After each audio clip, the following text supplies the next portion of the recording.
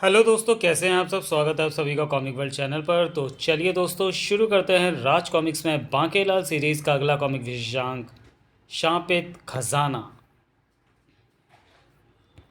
संजय गुप्ता पेश करते हैं हास्य सम्राट बांकेलाल का हास्य कॉमिक विशेषांक, शांपित खजाना।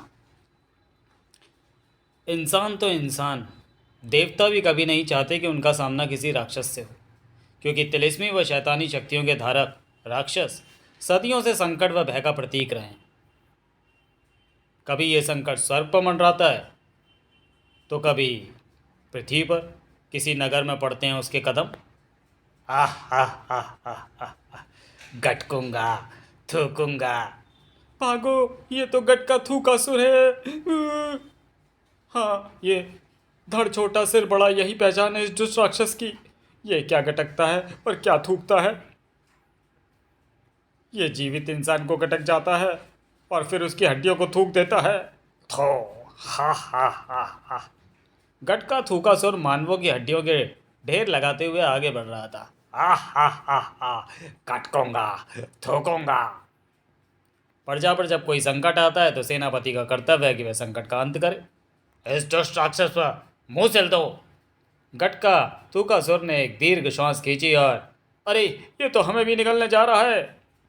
जब सेनापति भी संकट का अंत ना कर सके तो राजा को शत्रु से दो दो हाथ करने आना ही पड़ता है। दुष्ट राक्षस, तेरी मृत्यु हमारे यहाँ तो होगी। तो फिर दूर क्यों खड़े हो, आओ निकट आकर मेरा अंत करो। है। बांकेलाल और विक्रम सिंह रथ और रथ के घोड़ों सहित गटका थूका सुर के मुंह में जा गिरे। बांकेलाल, ये तो हमें भी गटक जाएगा। यदि ये ऐसी चेष्टा करेगा तो हम आम की गुटली की तरह इसके कंठ में अटक कर इसका दम घोट देंगे। दैत्य गटका थूका सुर धम्म से भूमि पर गिरकर तड़पने लगा। मेरी मृत्यु मुंह में भाला मारने से ही होनी थी, और वो भाला मैंने इसके मुंह में प्रवेश करते ही अंदर से इसकी खोपड़ी में घोंप दिया था। लेकिन ये मुझे क्या हो रहा है, मेरा भी दम घुट रहा है। ये मेरे सामने कौन खड़ा है। मुझे नहीं पहचाना, मैं यमराज हूँ। दैत्य गटका थूका सुर को यह शाप था कि ये जिस राज्य की भूमि पर अपना दम तोड़ेगा, वहाँ का राजा भी इसके साथ ही दम तोड़ेगा। हाँ। और ये बात मुझे मालूम थी। दुष्ट पाकेलाल, तुझे मालूम थी फिर भी तूने मुझे नहीं बताई। आपको बता देता तो मैं विशालगढ़ का राजा बनने का अपना मार्ग कैसे प्रशस्त करता। चंगा भाई बाकेलाल, होड़प्पा चल दे हैं यहाँ। ये राजा विक्रम सिंह की आत्मा संभाल कर ले जाना, कहीं छूट ना जाए। यम पास से भला आज तक कोई छूटा है। धोखेबाज कपटी, मैं तुझे नहीं छोड़ूंगा, नहीं छोड़ूंगा। ओह, तो क्या मैं सपने देख रहा था। इत्र व गुलाब की पंखुड़ियों से सुगंधित जल स्नान के लिए तैयार है। स्वप्न में बाकेलाल मेरी मृत्यु पर प्रसन्नता से फूला नहीं समा रहा था। मैं तो सोचता था कि बाकेलाल मेरे लिए स्वप्न में भी बुरा नहीं सोच सकता। ये केवल आपका भ्रम है महाराज। कल स्वप्न में मैंने बाकेलाल को राजा बनते हुए देखा था। कहीं बाकेलाल सचमुच मुझे मारकर राजा बनने का सपना तो नहीं देख रहा था। बाकेलाल ऐसा नहीं कर सकता। ये सपना तो बाकेलाल कई वर्षों से देख रहा था। मोटे मुच्छड़ की अकस्मात मृत्यु भी तो नहीं हो रही, जिससे कि आपात स्थिति को देखते हुए मंत्री, दरबारी गण एवं प्रजा मुझे ही विशालगढ़ का राजा बना दे। किंतु विशालगढ़ का राजा मैं एक ना एक दिन बनकर ही रहूंगा। मोटा स्वयं नहीं मरा तो मेरे यहाँ तो एक ना एक दिन अवश्य मरेगा। ओह, ये क्या चमक रहा है। बाकेलाल घोड़े चेतक की पीठ से उतरकर उस चमकती चीज़ के निकट पहुंचा। ये तो कोई अशर्फी है। ऐसी ही और अशर्फियाँ दूर तक बिखरी पड़ी हैं। उन अशर्फियों को एकत्रित करता हुआ बाकेलाल एक प्राचीन गुफा के पास जा पहुंचा। अशर्फियाँ गिराता हुआ कोई व्यक्ति इस गुफा में प्रवेश कर गया। बाकेलाल अभी गुफा में प्रवेश करने की सोच ही रहा था कि ठहरो, क्या तुम भी अशर्फियों का पीछा करते हुए यहाँ पहुँचे हो। हाँ, परंतु तुम कौन हो। मैं छत्तीसगढ़ का राजा सैंतीस सिंह हूँ। तुम इस वक्त छत्तीसगढ़ की सीमा में हो। वो अशर्फियाँ हमें लौटा दो। किंतु ये अशर्फियाँ तो मुझे भूमि पर पड़ी हुई मिली हैं, और ये भूमि हमारी है। दो राज्यों के बीच कुछ स्थान ऐसा होता है जिस पर किसी राज्य का अधिकार नहीं होता। ऐसे स्थान को संयुक्त क्षेत्र कहते हैं, जिस पर किसी का भी अधिकार नहीं होता। और इस समय आप और हम उसी स्थान पर उपस्थित हैं, इसलिए इन अशर्फियों पर मेरा ही अधिकार है। और मैं तो इन अशर्फियों के मार्ग में बिखरे पड़े होने का रहस्य जानने के लिए इस गुफा में प्रवेश कर रहा था। मुझे कोई नहीं रोक सकता। गुफा में प्रवेश करते ही बाकेलाल की आंखें आश्चर्य से फट पड़ी। यहाँ तो पूरा खजाना बिखरा पड़ा है। इसे सर्वप्रथम मैंने देखा, इसलिए ये खजाना मेरा है। मैं चाहूँ तो तेरे सिर काट कर इस खजाने के ऊपर सजा सकता हूँ। जा, जल्दी भाग जा। नहीं बाबा नहीं। मैं भी बोलता हूँ भाग जा। नहीं बाबा नहीं, खजाना छोड़कर नहीं जाऊँगा। सीधी तरह भाग जा। नहीं बाबा नहीं, इस खजाने को देखने के बाद कोई सीधी तरह तो क्या, टेढ़ी तरह भी नहीं भाग सकता। तो फिर ठीक है, हम तेरा सिर कटा शव तेरे राज में पहुंचा देंगे। ठहरिए महाराज, खून खराबे की आवश्यकता नहीं है, हम आपस में बंटवारा कर लेते हैं। बंटवारा? जी हाँ महाराज, ध्यान से देखिए, इस रेखा के उधर हमारा राज्य आरंभ होता है और सारा खजाना भी उधर ही पड़ा है, अर्थात हमारे राज्य की सीमा में। जो स्वर्ण मुद्राएं रेखा के इस ओर पड़ी हैं वे हम विशालगढ़ के इस नागरिक को ले जाने देते हैं। अरे हाँ, बाकेलाल ने वे सारी मुद्राएं भी उन्हें ही दान में दे दी। सेनापति, खजाना लदवाने के लिए गाड़ियाँ मंगवाओ। अरे ये कौन बोला? उसकी आवश्यकता नहीं है, मैं खुद ही चल लूँगा। मैं संकटा, गुफा का खजाना, और कौन? संकटा, गुफा का खजाना? हाँ, यहीं से मेरी उठावनी से पूर्व तुम्हें इस पर अपने अधिकार की शपथ ग्रहण करनी होगी। शपथ? हाँ, मुझ पर हाथ रखकर शपथ मंत्र बोलो, तत्पश्चात ही खजाना तुम्हारा हो जाएगा। शपथ मंत्र क्या है? ओखली में दिया सर, आ बैल मुझे मार, ना फेंकूं ना दूं, कोई छीने ले जाए, लुट जाए, लूट ले जाए, जीत ले जाए। राजा द्वारा मंत्र बोले जाते ही खजाना उसका हो गया। खजाना हंसने लगा।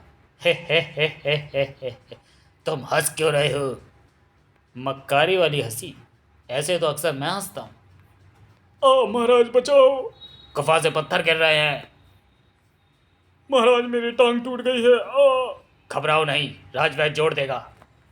सैनिक क्या हुआ? मेरे पाँव में बिच्छू ने काट लिया है। और महाराज खजाना कहाँ गया? अभी तो यहीं था। मैं यहाँ पहुँच गया और आप अभी तक वहाँ खड़े क्या कर रहे हैं स्वामी? खजाना चलकर वहाँ तक पहुँच गया? ची ची गरम लहू। ओह, ये तो चमगादड़ है जो महाराज के चेहरे पर आ चिपकी है। बचाओ! बाकेलाल ने राजा का खंजर हाथ में लेकर चमगादड़ को राजा के चेहरे से अलग किया। ची ची, अबे चिपका है, मैं इसके मुंह पर हूँ, दर्द तुझे हो रहा है, मुझे खंजर मार रहा है। स्वामी जल्दी बाहर आइए, कहीं अकेला पाकर कोई मुझे लूट ना ले। सैनिकों जल्दी बाहर चलो। फिर जब बाकेलाल गुफा से बाहर निकला तो राजा सहती सिंह अपने सैनिकों व खजाने सहित वहाँ से जा चुका था। अगर इतना विशाल खजाना हाथ लग जाता तो मेरे वारे न्यारे हो जाते, किंतु खजाना प्राप्त करते ही राजा सहती सिंह पर संकट क्यों टूट पड़े थे। चल चेतक, मारो भाला खजाने को, जब मुझे मिला ही नहीं तो मैं इसका दुख क्यों करूँ। एक बार विशालगढ़ का राज सिंहासन हाथ आ जाए तो मैं ऐसे 10 खजानों का स्वामी बन जाऊंगा। विशालगढ़ के राज दरबार में सर्वत्र चिंता फैली हुई थी। आसपास के कई राज्यों में उसके नाम का आतंक बचा हुआ है। डाकू को क्या चाहिए? धन। लूटपाट करता वो कभी भी विशालगढ़ में आकर राजकोष पर हमला कर सकता है। बाकीलाल को बुलाओ। बाकीलाल को महल में पहुंचते ही राजा के फरमान का पता चला तो वो सीधा पहुंचा राजा विक्रम के पास। रानी, डाकू वज्र भाव से मुझे कोई भय नहीं। भला वो कैसे? मुझे एक दिव्य वज्र कुठार का पता मालूम है जो वज्र को भी काट सकती है। तो फिर ऐसी कुठार मांगते क्यों नहीं महाराज? उसे बाकीलाल लेकर आएगा। बाकीलाल आ गया महाराज। वो कुठार मुझे मिलेगी कहाँ पर महाराज? विशालगढ़ के वन के उत्तरी छोर में कुठार देवता के मंदिर में। वह कुठार तुम्हें प्राप्त करनी होगी बाकीलाल, किंतु उस कुठार को प्राप्त करना आसान नहीं होगा। देवता की मूर्ति के समक्ष जाकर तुम्हें कुठार देवता की आराधना करनी पड़ेगी। तदुपरांत कहना होगा कि मुझे तुम्हारे प्रयोग की समस्त शर्तें मंजूर हैं, तभी वो वज्र कुठार तुम्हें प्राप्त होगी। तो इसमें कठिनता क्या है? मैं कुठार लेने जाता हूँ महाराज। दुष्ट डाकू वज्रभाव का जब विशालगढ़ में आगमन हो तो यहाँ से जीवित बचकर नहीं जाना चाहिए। रानी, मैं बाकीलाल को एक बात तो बताना ही भूल गया। कौन सी बात महाराज? यही कि वज्र कुठार प्रयोग करने के पश्चात अपने धारक का भी वध कर डालती है। क्या? किंतु किसी न किसी को अपना बलिदान देना ही होगा, तो फिर बाकीलाल ही क्यों नहीं? किंतु महाराज, बाकीलाल को कुछ हो गया तो फिर भविष्य में राज पर आने वाले संकटों से हमें कौन बचाएगा? पहले वज्रभाव नाम का संकट दूर हो जाए, फिर सोचेंगे। ओह, तो मोटा मेरे लिए गड्ढा खोद रहा है। परंतु मेरा भी नाम बाकीलाल वैसे ही नहीं है। अरे बाकीलाल, तुम अभी तक गए नहीं। महाराज, वो आप कुठार देवता की आरती बताना तो भूल ही गए। अरे हाँ, ये लो, इसमें कुठार देवता की आरती लिखी हुई है। तो अब मैं जाता हूँ वज्र कुठार लेने। किंतु मैं इतना भी मूर्ख नहीं हूँ कि कुठार की वास्तविकता का पता होते हुए भी मैं स्वयं कुठार का प्रयोग करूँगा। अब मैं जाता हूँ सीधा पड़ोसी राजा सहती सिंह के पास।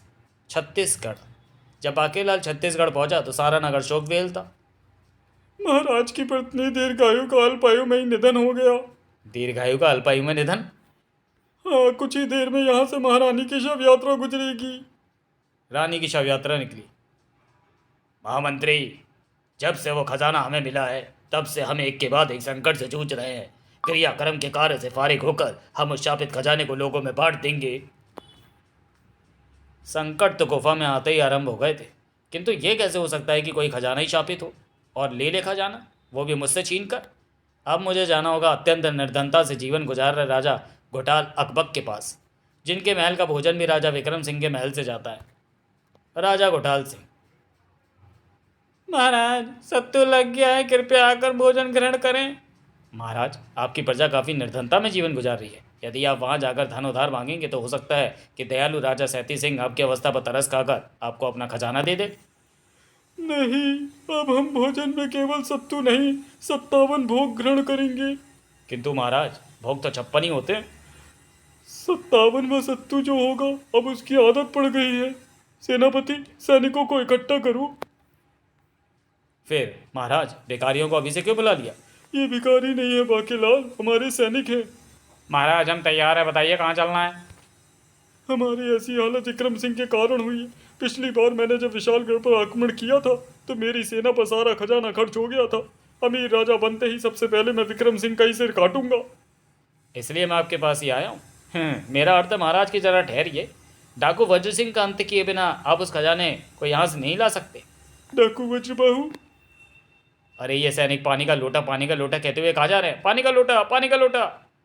तुमने डाकू वज्रबाहु का नाम जो ले दिया, उसका नाम सुनते ही मेरे सैनिकों का पेट खराब हो जाता है। किंतु यदि आप मेरी बात ध्यान से सुनेंगे तो उनका पेट खराब नहीं होगा।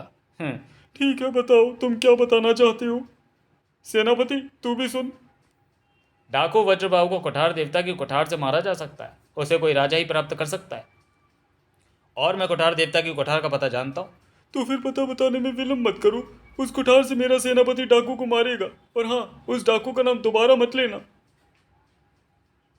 एक बार कुठार मेरे हाथ लग जाए तब देखना मैं कैसे एक झटके में ही दुष्ट डाकू का सिर उड़ा देता हूँ। राजा सैती सिंह को खजाना प्राप्त होने की खबर डाकू वज्रबाहु तक भी पहुंच गई थी। खजाना, हा हा, खजाना, संसार का सबसे बड़ा खजाना एक दिन केवल मेरे पास होगा। राजा सैती सिंह खजाने को दोनों हाथों से लुटा रहा था। हमें पता होता कि महाराज अपनी पत्नी के निधन के शोक में धन बांटेंगे तो हम पहले ही उनके निधन की दुआ करते। अबे ही मत कर, बू कर। महाराज, आप व्यर्थ ही चिंता ना करें, आपके दूसरे विवाह में दहेज थोड़ा अधिक ले लेंगे। वेश बदल कर बाकेलाल के साथ वहां पहुंचा हुआ था राजा घोटाल अकबक भी।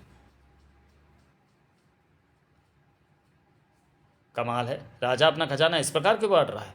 मुबारक हो महाराज, सादा खजाना भिखारियों के वेश में यहाँ उपस्थित आपके ही सैनिकों को मिल गया। मगर ये कमकट डाकू वज्रबाहु इस राज में कब आएगा।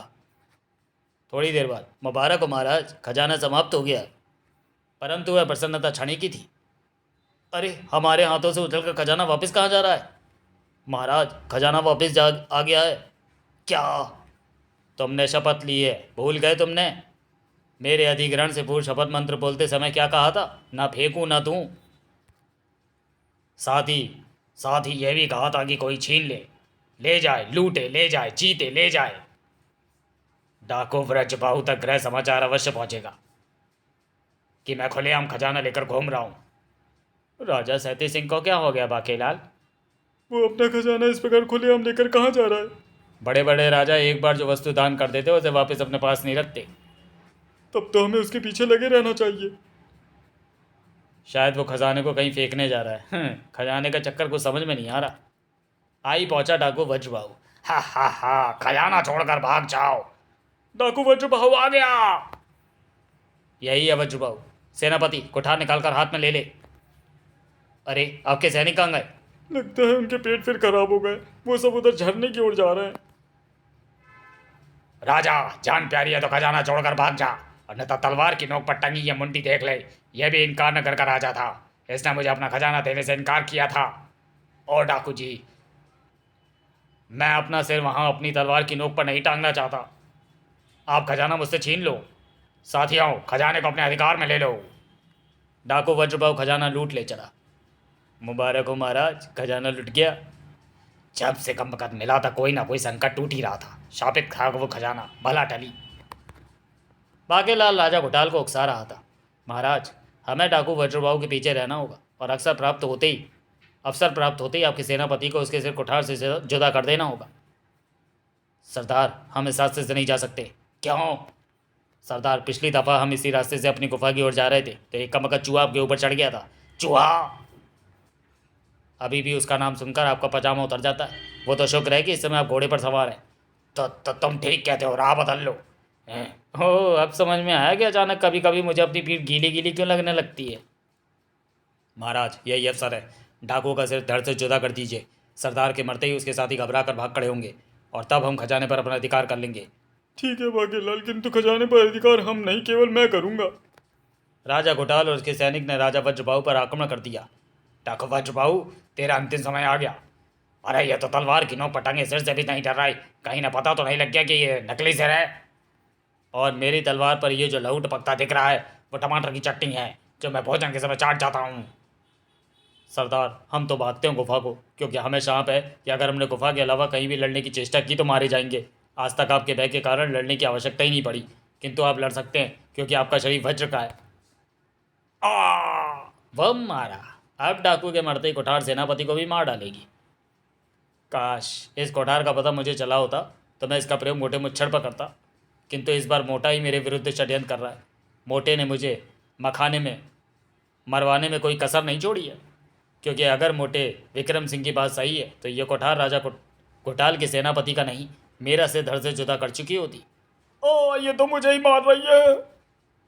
बाकेलाल, उस कोठार ने तो मेरा सेनापति को ही मार डाला।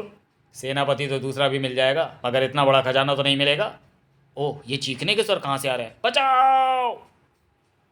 ओह, भालों से सुसज्जित ये गड्ढा शिकारियों ने शिकार पकड़ने के लिए खोदा होगा। गड्ढे पर घास ढके होने के कारण यह कोठाल के सैनिकों को दिखाई नहीं पड़ा होगा और वह एक के बाद एक इसमें गिरते चले गए होंगे। और अब यहाँ पर बचा है केवल राजा घोटाल। इसे भी गड्ढे में धक्का देता हूँ ताकि फिर खजाने पर मेरा अधिकार हो जाए। मेरे सैनिक। खचाक! अरे, इसे बाण किसने मारा? मैं राजा हशरत हूँ, इधर आकेट के लिए आया था। अभी अभी मैंने इस ओर एक मृग पर तीर छोड़ा था। मृग की चीख सुनकर ही मैं इधर आया हूँ। अवश्य उसे मेरा तीर लगा होगा। कहाँ है मेरा शिकार? ओह, तो वो बाण तुमने चलाया था। तुम्हारा छोड़ा बाण मृग को नहीं, मर्द को लगा है, और वो चीख का सब मृग का नहीं, उसी राजा घोटाल अकबक का था जो कि तुम्हारा बाण लगने से घायल हो गया है। और शुक्र है कि बाण कंधे पर लगा है। मेरे पास ऐसा पालतू कुत्ता है जिसके चाटने से घाव ठीक हो जाता है। ये बच जाएगा। अरे खजाना, इतना विशाल खजाना पायो जी मैंने, विशाल रतन धन पायो। ये खजाना राजा घोटाल अकबक का है। ये क्या कर रहे हो? इसको एक बार और मारकर इसको हमेशा के लिए खत्म कर रहा हूँ ताकि ये खजाना मेरा हो जाए। साय खच! अब ये खजाना मेरा हुआ। खबरदार, ये खजाना मेरा है। ओह, तो फिर थोड़ा रुक जा, मेरे सेवक को ये बजाने दे। क्या अब भी तू कहेगा कि ये खजाना तेरा है? हे। अब मैं तो क्या, मेरे स्वर्गीय पिताजी भी ऐसा नहीं कह सकते। का था मरा। कचरारे कचरारे कारे कारे बादर। राजा हशरत पर वृक्ष की डाल सेमी कैसे गिर पड़ी। सैनिकों पर बिजली गिर पड़ी। खजाने को और मुझे महल ले चलो। घायल सैनिकों को भी शीघ्र ही वैधशाला में पहुंचाओ। आखिर ये माजरा क्या है? राजा हशरत और उसकी सेना के प्रस्थान के पश्चात ये खजाना जिसे भी मिलता है उस पर संकट टूट पड़ते हैं। पहले ये संकट टूटा राजा सैंतीस सिंह पर, किंतु शीघ्र ही खजाने से पीछा छुड़ाने का निर्णय लेकर वो जान जाने से बच गया। सैंतीस सिंह से ये खजाना लूटा डाकू वज्रबाहु ने, संकट टूटा उस पर। डाकू वज्रबाहु का वध किया राजा घोटाल अकबक के कहने पर सेनापति ने, और खजाना मिला घोटाल अकबक को। तब संकट टूटा राजा घोटाल पर। राजा घोटाल से ये खजाना छीना राजा हशरत ने, और उस पर संकटों के पहाड़ टूटने का श्री गणेश हो चुका है। इन सब घटनाओं का तात्पर्य यह हुआ कि खजाना अभिशप्त व शापित है, अर्थात ये जिसके पास भी रहेगा उस पर संकट ढाएगा, और इन संकटों का अंत खजाना धारक की मृत्यु है। तो फिर फूम मारा। वो तो हम भी देख रहे हैं। बाकेलाल जी, आपने डाकू मारा है, और डाकू भी डाकू वज्रबाहु। अब अगर वो खजाना किसी प्रकार से राजा विक्रम सिंह तक पहुंच जाए तो राजा पर टूट पड़ेगा संकटों का पहाड़, जिसमें वो गवाएगा अपने प्राण। शीघ्र ही बाकेलाल ने महाराज को डाकू वज्रभाव के अंत का समाचार दिया। किंतु बाकेलाल, अतः अंत तुम्हारे हाथों नहीं हुआ? जी हाँ महाराज, अनायास ही मेरे हाथ से कुठार राजा घुटाल ने छीनकर उससे उसका वध कर डाला। मोटे, यदि मैं उस दिव्य कुठार का प्रयोग करता तो वो कुठार मेरा भी वध कर डालती। मुच्चर तुझे मुझे मरवाना क्यों चाहता है? कहीं से मेरे षड्यंत्रकारी होने का आभास तो नहीं हो गया? बाकेलाल, डाकू वज्रभाव का अंत तो हो ही गया, किंतु तुम शव को ढोकर यहाँ लाए हो। अब पवित्र स्नान के लिए तुम्हें अंतिम सरोवर में जाकर डुबकी लगानी होगी। यह अंतिम सरोवर कहाँ पर है महाराज? राजा विक्रम सिंह से अंतिम सरोवर का पता जानकर बाकेलाल कक्ष से निकल गया। तब, महाराज, यह आपने क्या किया? आप तो जानते हैं कि उस अंतिम सरोवर में स्नान करने पर क्या होता है। हाँ जानता हूँ। तब भी आप बाकेलाल के प्राण संकट में क्यों डाल रहे हैं? वो सब तुम नहीं समझोगी। मैं समझ गई। स्वप्न में बाकेलाल को अपने विरुद्ध षड्यंत्र करता देख उससे भयभीत होकर आप उसे समाप्त कर देना चाहते हैं। तुम चाहे तो जो समझो, किंतु मैं जो कर रहा हूँ ठीक कर रहा हूँ। अरे बाकेलाल, तुम अभी तक गई नहीं? वो महाराज, मैं तौलिया ले जाना तो भूल ही गया था, वही लेने आया हूँ। मैं तौलिया लेकर आती हूँ। बाकेलाल घोड़ा दौड़ा तो वो पहुँचा अंतिम सरोवर पर। यह विशालगढ़ का अंतिम सरोवर है। क्वाक! आते जाते राहगीर यहाँ से गुजरते हुए इसमें स्नान करते हैं, किंतु इससे पूर्व कि बाकेलाल सरोवर में कूद पड़ता। ठहर जा मानव! अरे बाप रे, राक्षस! मानव, मैं हूँ राक्षस तिलिस्मासुर और ये राक्षस ताकतू हैं। हम दोनों काफ़ी समय से युद्ध कर रहे हैं, किंतु हमारे बीच हार जीत का फैसला नहीं हो पा रहा है। तुझे हमें कोई ऐसा उपाय बताना होगा जिससे हमारे बीच हार जीत का तुरंत फैसला हो जाए, अन्यथा तेरे प्राणों की खैर नहीं। बाकेलाल का मस्ते बड़ी तीव्रता से चला। वो देखो, ये पवित्र शीतल सरोवर है। युद्ध करते हुए तुम्हारे शरीर धूल व पसीने से कीचड़ कीचड़ हो रहे हैं। क्यों ना तुम दोनों सरोवर में कूद जाओ। इससे तुम दोनों के शरीरों पर जमा कीचड़ भी साफ हो जाएगा और तैर कर जो सर्वप्रथम दूसरे किनारे पर निकलेगा वो होगा विजेता। और तब तक मैं यहाँ से हो लूँगा दुड़की। यह उपाय अच्छा है, हम कूदते हैं। मैं बच गई। तुम तो बतख हो। नहीं, मैं मानव हूँ और ये तिलिस्मी सरोवर है। इसमें स्नान करने वाला तुरंत बतख बन जाता है और फिर तब तक पता बना रहता है जब तक कोई दूसरा व्यक्ति आकर इस सरोवर में स्नान नहीं करता। और यदि उस व्यक्ति से पूर्व आ गया राक्षस तिलिस्मासुर तो वो उस बतख का भक्षण कर जाता है और तिलिस्मासुर यहीं पर उपस्थित है। मैं तो चला।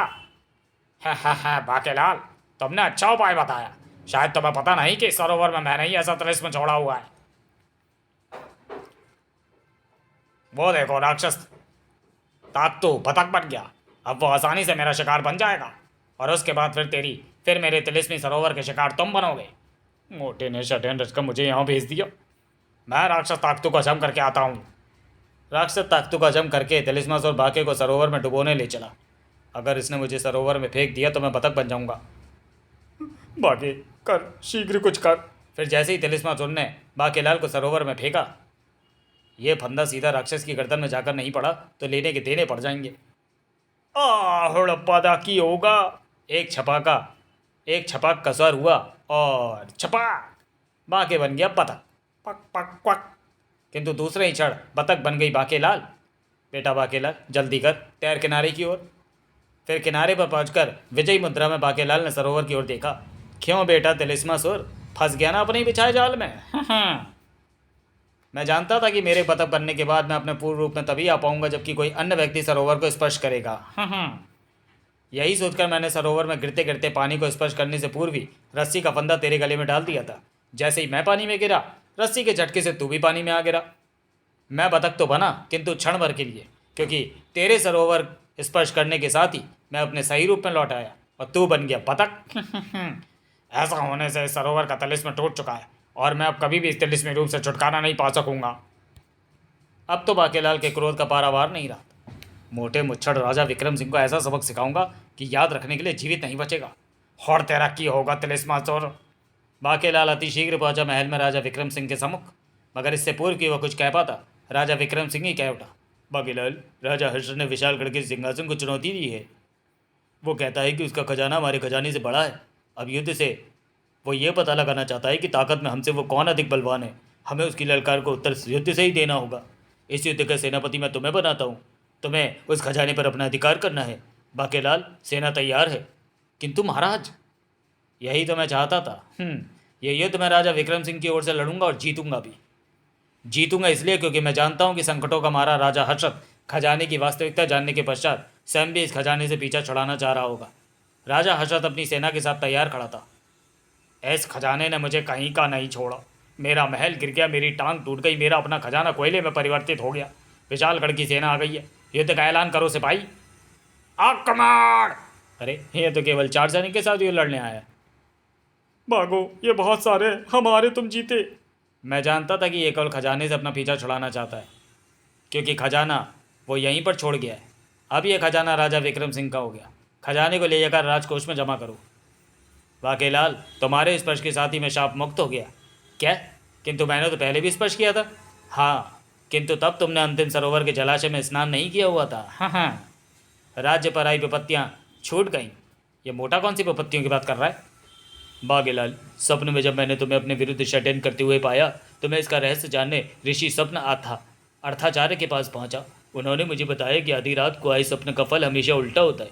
सपने के अनुसार बाकेलाल तुम्हें संकटों से बचाएगा। अब संकटों का पता करने के लिए मैं ऋषि संकट पता लगायाचार्य के पास पहुंचा तो उन्होंने मुझे कुठार शापित खजाने और तिलिस्मी सरोवर के विषय में बताया। मैं जानता था कि इन संकटों से यदि विशालगढ़ को कोई बचा सकता है तो वो तुम ही हो बाकेलाल। और मेरा सोचना हमेशा की तरह सही सिद्ध हुआ है। और मैं समझती रही कि ही। तो फिर बागेलाल, देपुच्ची, बेड़ा गर्क, इन संकटों का पता सबसे पहले मुझे क्यों नहीं चला। समाप्त। तो चलिए दोस्तों, वीडियो को यहीं समाप्त करते हैं और मिलते हैं बागेलाल सीरीज़ के अगले कॉमिक विशेषांक शैतान देव में। तब तक के लिए धन्यवाद।